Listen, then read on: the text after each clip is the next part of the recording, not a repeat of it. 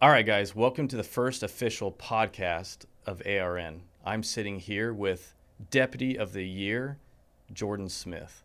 Jordan, thanks for being here, man. Thanks for having me. I appreciate it. I know you drove all the way from Navajo County, Snowflake, which is what, 3.5 hours or so? Yep. It was a quick 3.5 hours. I enjoy the drive. Man, I really appreciate it. Thank you. Thanks for having me. We, just the audience knows, we just got back from doing a live segment on Fox 10. And I don't know about you, dude, but I was sweating bullets. That was scary. I wasn't made for that. Very nerve-wracking. Yeah, I was drenched in sweat. It was embarrassing. But I think we did a pretty good job. Yeah, this is an awesome experience. At least my wife says we did a good job. Yeah, that's good. I can't. As does mine. So. I don't remember anything that I said. Will called me. He's like, "Dude, what did we say on the news?" And I was like, "That's a great question. I have no idea. I can't even remember." I called my mom. I was like, "I haven't seen it, but how bad does it look?" She said it looked good, so we're good. We're good. I think we're good. So yeah, let's start out with who Deputy Jordan Smith is. Obviously, you work for Navajo County. How long have you been working with Navajo? Yeah, so I've been with the Navajo County Sheriff's Office for just under 5 years. I started up there in 2020. So 2020. Yep. I was born and raised up in Navajo County. I actually live in a small town called Woodruff. It's north of Snowflake. So my roots run deep up there, and I'm lucky to stay there and work.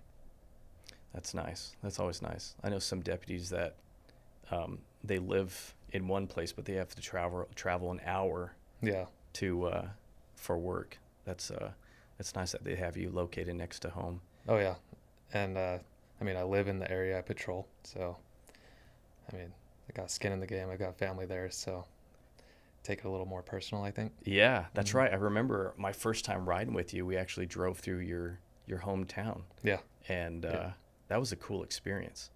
I remember you're like, "Oh man, there's my mom. I can see her in the kitchen window right there." Dinner. Yeah, I was missing out on dinner. That's cool, man. So 5 years with Navajo County Sheriff's Office. Dude, I don't know about you, but when we started working with you guys, from day one, we were treated like family. I have never received, and we've been doing this for a while now, and even before ARN was a thing, I was working with Texas DPS and some of their smaller police departments, and I don't know what it is, but something's different about Navajo County. We have been treated like absolute family every time we're there. Sheriff Klaus is an amazing person. Chief Deputy Swanty and Tori, PIO. Just everyone is so great to us. Yeah. I'm glad you noticed that as well, because that's been my experience. It's more like family up there. We've got great staff. The sheriff has done an incredible job with the county. There's a lot of moving parts in a sheriff's department, and I think that he's improved on every single one of those. He's been great. So. He absolutely is. Absolutely stud. So tell me a little bit about yourself, how you got into law enforcement, or even before that. You have an incredible story, and I want to get to that here in a little bit. But yeah, how did you get into law enforcement? Yes, so Celeste on Fox asked if I've always wanted to be in law enforcement. I told her no.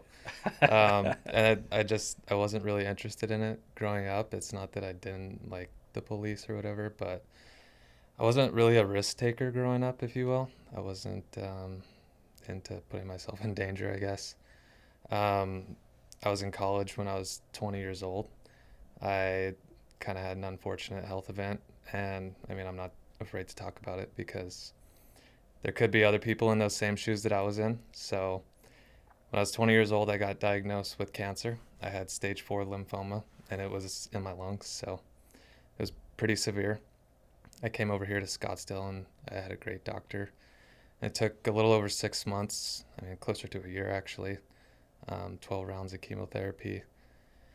Lost my hair, did the whole 9 yards, and made what I believe is a miraculous recovery. That doctor really saved my life, and I felt like I was given a second chance at life from that point on. So as soon as I recovered and I basically was starting to get back into normal life, I began looking for a job that, you know, would make that second chance the most productive that it could be. And for me, I found that in law enforcement. Hmm.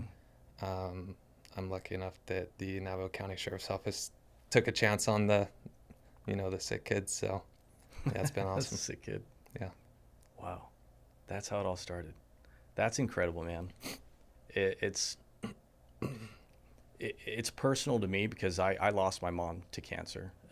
I was 24 when she passed. She had, when we found it, uh, well, originally the doctors thought it was valley fever. Yeah, same with me actually. Is that right? Mm-hmm. Yep. And it was probably another couple months of testing. They finally found that she had stage 4 colon cancer. Yeah. Yep. And yeah, it was a rough time for all of us, of course. And she didn't want to do chemo. She kind of just wanted life to take its course. And yeah, it sucked. But when you tell that story, it's pretty incredible going from stage 4 cancer to being in remission and being completely free of cancer. Like, Yeah. that's insane. Doctors are incredible now. And at the time, I mean, I was 20. I was scared. I didn't know what the future held for me. I basically lost about 50 to 60 pounds. I spent also 30 days in the hospital. I did 5 different biopsies before they figured out what was going on. And yeah, that was a crazy thing to go through as a 20-year-old kid. No kid. You know, at the time, I obviously thought that was the prime of my life, so Yeah. little did I know that I would recover and be declared cured 5 years later. Wow. Now, do you have to do any sort of annual checkups and things like that? Yeah, I do go back to the doctor more for my own personal well-being and Sure. whatnot. And I mean, I think it's a good idea for anybody to go get their yearly checkups. So Absolutely. yeah. Yeah, my wife's been telling me to, if you're listening, don't be mad, babe. But she's been telling me for years, cancer does unfortunately run in the family. My grandmother had breast cancer. Uncles had testicular cancer, and yeah, it runs in the family. So she's like, Kent, you need to get checked out. Yeah. And I'm young. I'll be 38 in June. Man, it's bad. I can't remember. And I keep playing it off like, yeah, I'll get to it when I get to it. But I really need to get that figured out. I mean, take it from me. I never thought that it would happen to me at 20. Sure. Playing sports and in college, just trying to enjoy life. So Yeah. Yeah. All right. I'm gonna do it. Hold my word to it. I will do it all right. this year. Dude, so now you just received Deputy of the Year. Tell me how that. By the way, what an incredible! Congrats! Thank you. What an incredible achievement. Thanks. How do they determine, out of all of the sheriff's deputies in the country, or excuse me, in the state, how many would you happen to know that number? I don't. Yeah, I don't. It's got to be a pretty big number, I can imagine. Yeah, how do they find the Deputy of the Year? Do you know how that process works? Yeah, so I mean, I wish I knew a little bit more about it. The award was presented from the Arizona Sheriff's Association, which is an awesome group of sheriffs out of all 15 counties in the state. Yearly, they go there and they honor deputies and sheriff's office personnel throughout the state. I was told that they kind of have a committee or something that meets and talks about stuff like that, and they go over the nominees. So, one, I was extremely humbled and appreciative just to even be nominated, and let alone to receive the award. But if I really think about it, there's probably a dozen or more people that should be on that plaque because, mentors, supervisors, command staff, everybody that's helped along the way. I mean, I owe them a huge thank you for everything that they've done. I guess, to make that happen. Yeah. But dude, if you're like me and any other guy, we don't like to talk about ourselves, but in the short amount of time I've known you, you are incredible at your job. Uh, so there's there's no doubt in my mind that you were the right person for that award. Well, thank you. Yeah, Thanks. man. Yeah. I, there's a few deputies. I mean, we've worked with a lot of deputies, but you certainly go above and beyond. You're proactive. You don't just sit there waiting for things to happen. You go out and you do your job, which is again incredible. I appreciate it. I guess when I love the department that I work for and the people that I work for, it makes it easy to, love my job. Totally. So, yeah. So tell me a little more about yourself. I know you have a family. Um, what else do you have going on in your life? I know you're huge into hunting. Yeah. Yeah. So I've got 2 kids, one on the way. I've got a beautiful wife that came down here with me.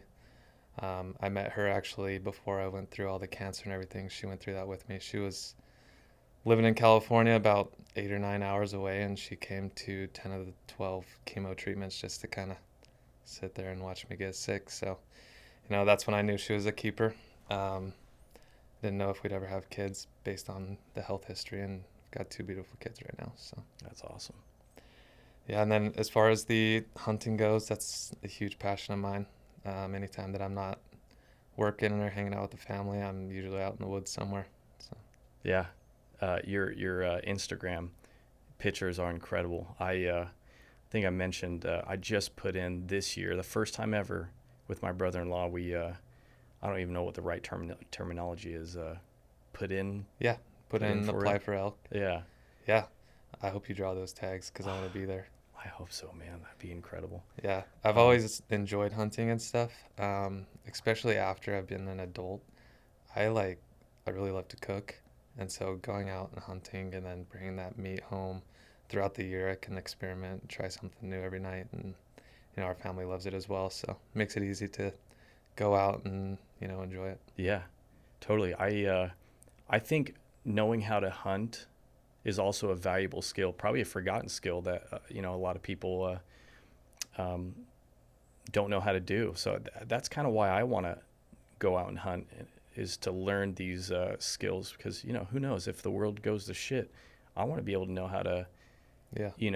kill an animal, prep it, and you know. So that's why I want to get into it. But obviously, there's the part of me that I love weapons. I love being out in the wilderness, and it just fascinates me. So yeah, I'm gonna have to pick your brain on a decent rifle to get. I've heard people say, yeah, 308, that can take anything down. Yeah. But dude, it is. My wife and I sat down. We're like, all right, this is going to be an expensive thing to get into. Bit by bit, yeah.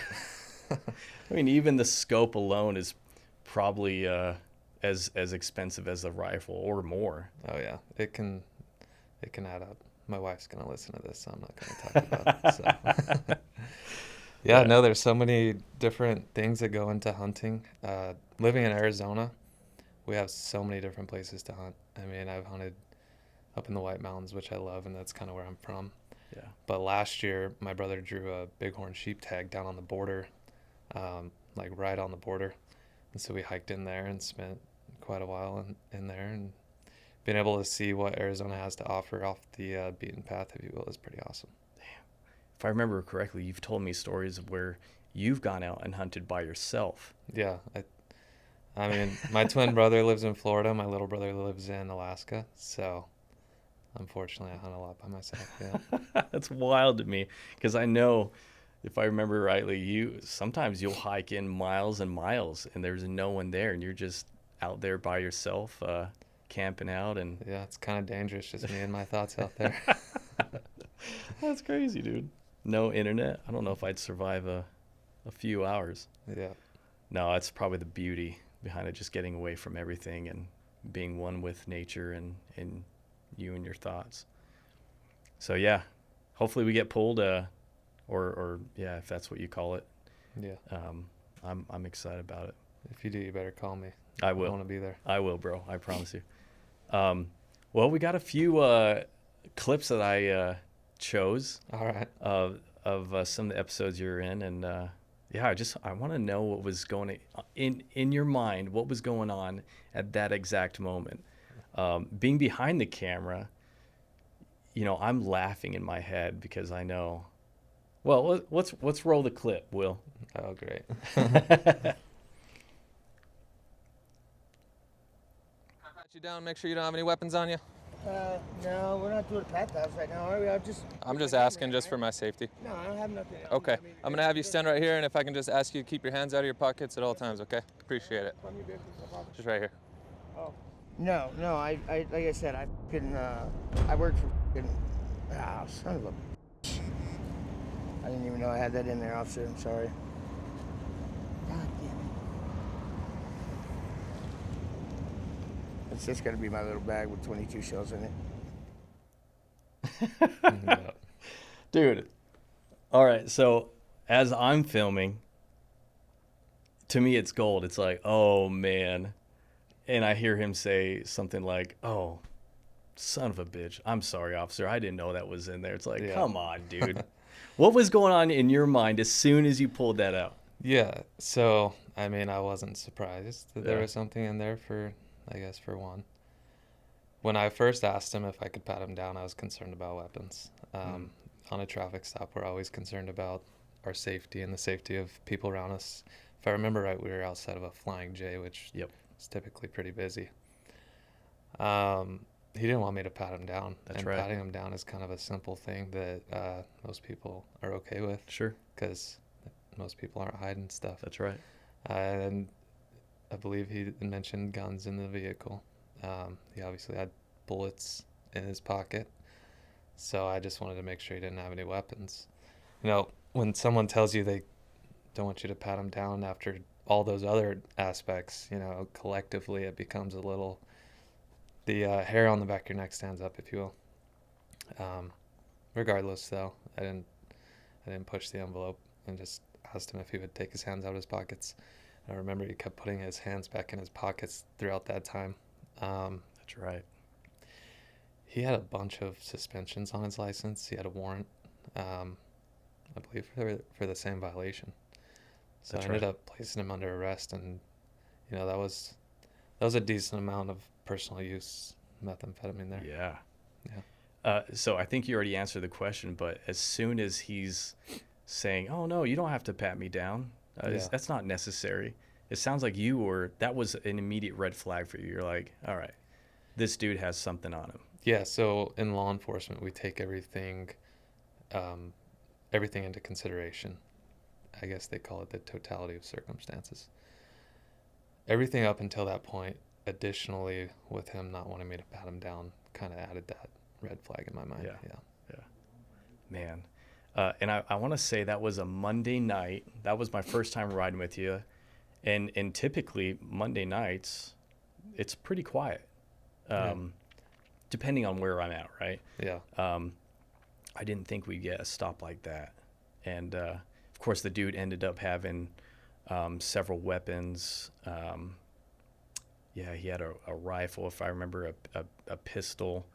And if I remember correctly, he was a felon. He wasn't supposed to have those Yep. those type of weapons on him. So I believe he had a DOC, Department of Corrections That's right. badge on him. Yep. So, I mean, who knows what that was for? Yep. But yeah, that was a great catch that night. yeah. Whether it's Sunday night, Monday night, Monday morning at 6 a.m., you never know what you're gonna find That's on a right. traffic stop. And that's kind of why I love law enforcement so much. Is just because every day is different. If you're looking for stuff, you're probably gonna find it. No matter day, weekend, holiday, it's always out there. That's right. And that was just you doing a routine traffic stop. I think he had a light out or something. Yeah, he was turning. He didn't use a blinker because That's what it was, yeah. it was not in proper working order. So That's right. pulled him over to give him a warning for it. Man.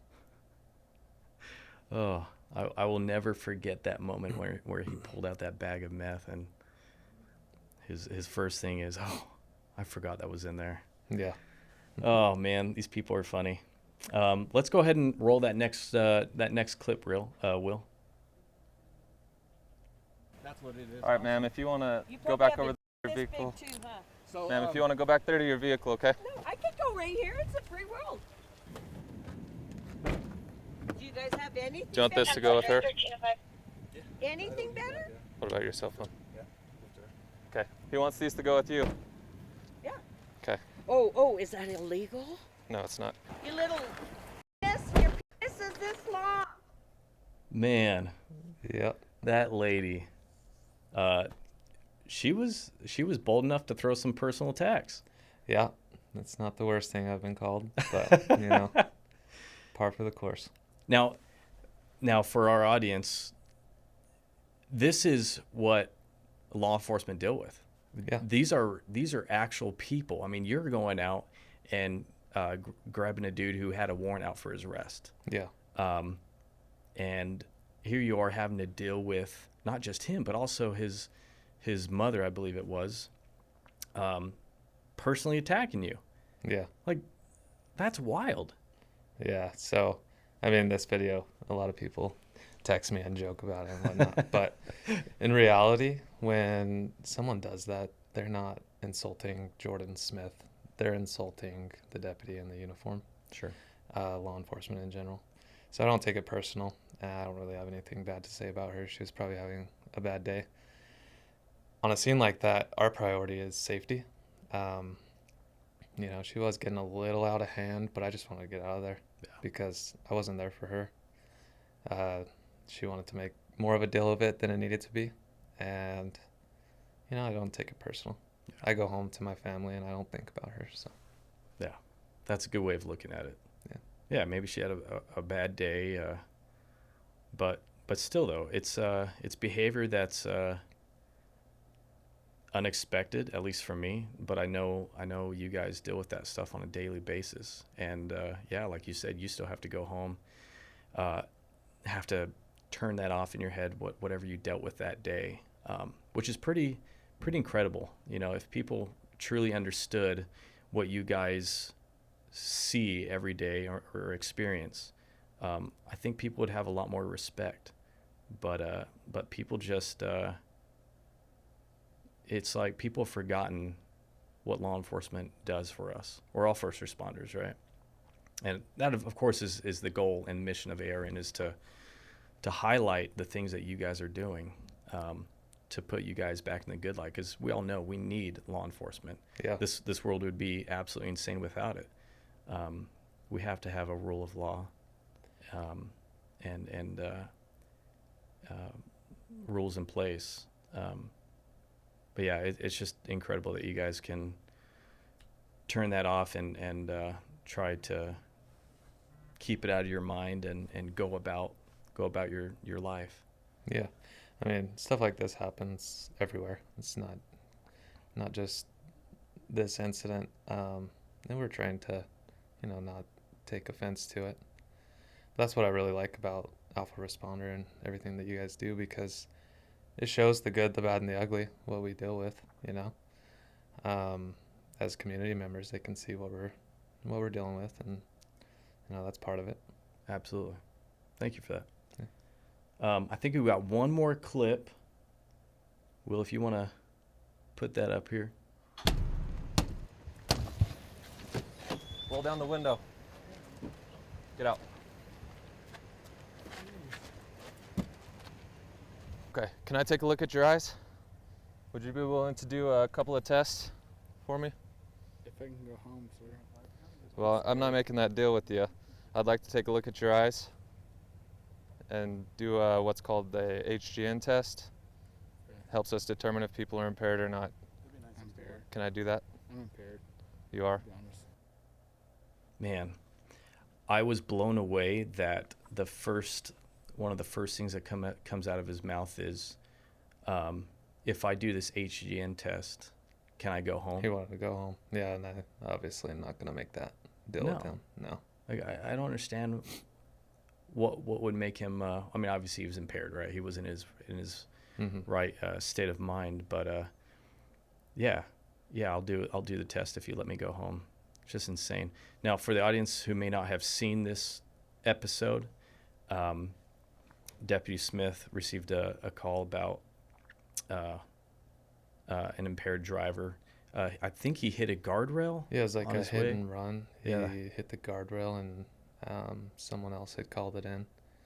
And he went in the direction of a apartment complex in Winslow, and we were in the area, so we went to go look for it. And we were looking around the neighborhoods and whatnot, and then I believe another lady called in and said, like, that she wanted a deputy to come check because there was a guy in a vehicle passed out behind the wheel. So we went there, and yeah, sure enough, there was a vehicle. It was damaged. It was the same vehicle involved. He was parked like partially over a curb. He damaged the curb. He wasn't in a parking spot. I went up there and saw what I saw, and he wasn't compliant. I told him a bunch of times to roll down that window or open the door. He could hear me because he was responding, but he wasn't listening to what I was telling him. And the main concern in my mind is I know that there's a playground just out of view. And I mean, for the time of year, that was pretty good weather, and there was a bunch of kids in the playground. He was not in a state to be driving. He wasn't listening. I was parked directly behind him with my patrol car. I had Will, the camera guy, right behind me. Also, I didn't necessarily know if he was between the vehicles or whatnot, but that was in my mind as well. And I thought the only way he's going to go is directly into that area with the playground. So we ended up having to break the window. It's unfortunate that it ended that way, but property damage, the window's maybe $100 or something, or the potential for this guy to go and hurt, or even worse, a child that's just trying to play. That's right.